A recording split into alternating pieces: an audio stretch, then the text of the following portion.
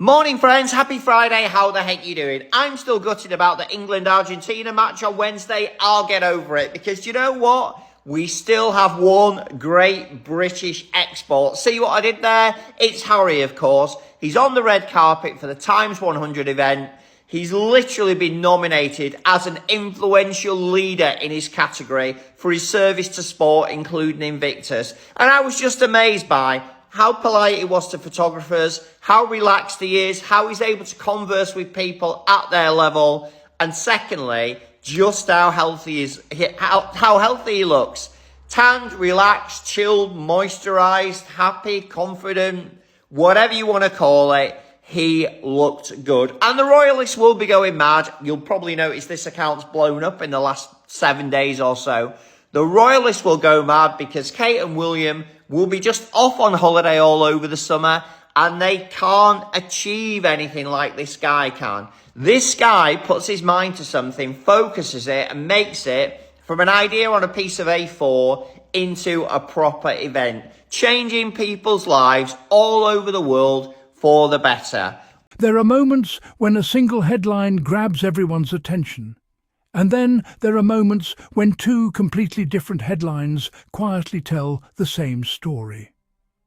I believe this week falls into the second category. On one side, Prince Harry arrived in New York City for the TIME100 Sports Gala after being recognised as one of the TIME100 Most Influential People in Sports for 2026. On the other side of the Atlantic, Meghan Sussex was celebrating another significant milestone as earned an Emmy nomination. At first glance, these may seem like two unrelated stories. One is about sport and leadership, the other about television and entertainment. But if you look beyond the headlines, you'll notice something much bigger unfolding. For years, we've heard the same predictions repeated over and over again. We've been told Harry and Meghan would fade into irrelevance once they stepped away from royal duties. We've been told Hollywood would reject them, that the public would lose interest, and that every project they launched would be their last. Those predictions have become so familiar that some people almost repeat them automatically whenever the Sussexes make the news. Yet here we are in 2026. Watching Harry receive recognition from one of the world's most influential publications, while Meghan's work earns recognition from one of television's most respected awards. Whether you admire them or disagree with them, those are milestones that deserve to be acknowledged on their own merits. What fascinates me most is not simply the recognition itself, but what it represents. Too often, conversations about Harry and Meghan become trapped in the past. Every achievement somehow circles back to royal family drama instead of being judged for what it actually is. It's as though some commentators cannot imagine discussing either of them without first revisiting events from 6 years ago. But life moves forward, and so have they. Take Prince Harry's appearance at the TIME100 Sports Gala. This wasn't a royal engagement. It wasn't about palace protocol or ceremonial duties. It was about influence through purpose. The recognition wasn't built on inherited status, but on years of work supporting wounded service personnel through the Invictus Games and championing the transformative power of sport. Invictus has grown far beyond an annual sporting competition. It has become a global movement reminding veterans and their families that resilience doesn't end when military service does. It celebrates courage after adversity and shines a light on stories that might otherwise go unheard. That mission has resonated across continents, and it's no surprise that organisations outside the royal sphere continue to recognise Harry for it. I think that's an important distinction because influence today looks very different from what it did decades ago. Once upon a time, influence might have been measured by the institution you represented. Today, it's increasingly measured by the causes you champion, the communities you build, and the conversations you inspire. Harry's recognition isn't about where he was born. It's about what he has chosen to dedicate his platform to. That is a very different conversation from the one many critics continue to have. Meanwhile, Meghan's Emmy nomination tells its own story. Let's be honest, television is an incredibly competitive industry. Every year, hundreds of productions compete for recognition, and not every popular show receives a nomination. Industry professionals evaluate creativity, production quality, storytelling, and execution. An Emmy nomination doesn't mean everyone has to love a series, but it does mean that people working within the industry saw something worthy of recognition. That's a meaningful achievement, regardless of anyone's personal opinion. What struck me is how quickly some people tried to minimize the news before they had even acknowledged it. Isn't that interesting? We've seen this pattern before. Whenever Harry or Meghan reach a milestone, the conversation in certain circles immediately shifts from "did they achieve something?" to "why doesn't it count?" It's almost as though the achievement itself becomes secondary because the focus is on finding a reason to dismiss it.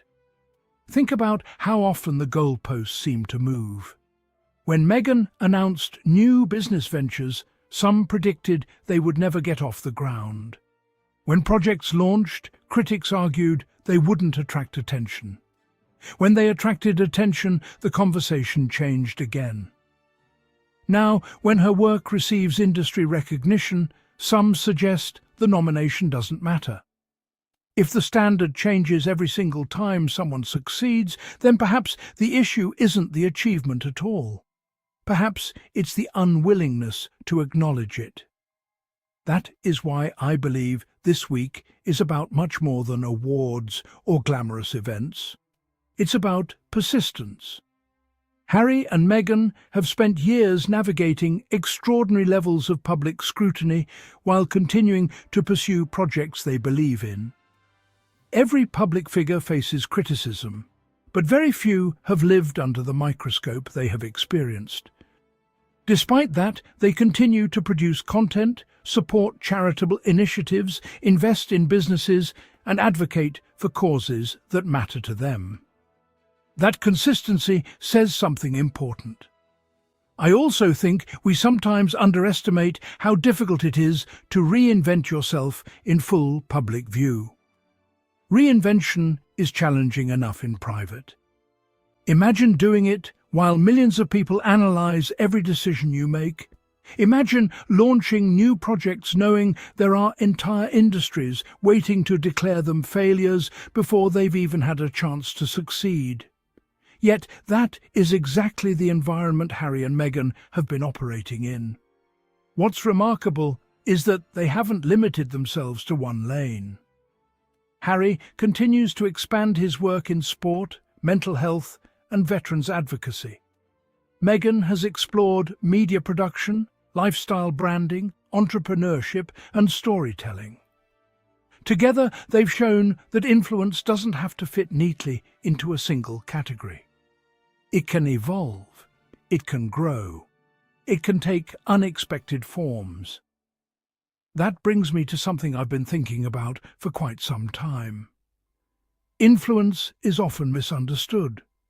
Many people confuse influence with popularity. They're not the same thing. Popularity is about being liked by everyone. Influence is about shaping conversations, inspiring action, and leaving a lasting impact. By that measure, Harry and Meghan remain among the most influential public figures in the world, because people continue to discuss what they do, whether they support them or criticize them. That is exactly why I think this week deserves a different kind of conversation. Instead of asking whether Harry and Meghan are still relevant, perhaps we should be asking why they continue to command so much attention after all these years. Relevance isn't something that can be manufactured indefinitely. It has to be sustained, it has to be earned. And whether people are celebrating them or criticizing them, the reality is that Harry and Meghan continue to occupy space in global conversations about leadership, philanthropy, entertainment, and culture. What I found particularly interesting about Prince Harry's appearance at the TIME100 Sports Gala was the company he was keeping. These weren't people brought together by royal titles or centuries-old traditions.